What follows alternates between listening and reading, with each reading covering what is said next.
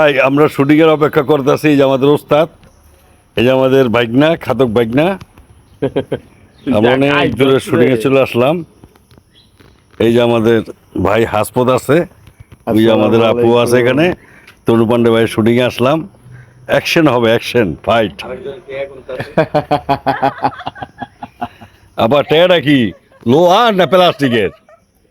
এদি প্লাস্টিকের টাকা, এই প্লাস্টিকটা আপনি পাইলেন কমবে। এই যে ভাই সাথে আমিও আছি। মানে লোকেশনটা খুব সুন্দর। হ্যাঁ, মানে তনু ভাই যাই কাজ করি, কাজ অল্প, কাজটা খুব সুন্দর কাজ করার চেষ্টা করি। আর উনিও রুচিশীল, যে খুব ভালো কাজ করার চেষ্টা করে।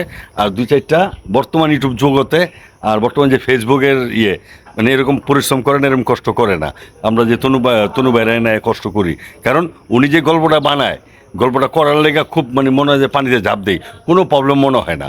এরকম ইউটিউব আমাদের বর্তমান ফেসবুকে অত ইউটিউবে নাই। এ দেখেন আমরা সবাই কষ্ট করতেছি। ওই যে দেখেন সবাই, দেখেন আমরা কি সুন্দরভাবে বসে আছি।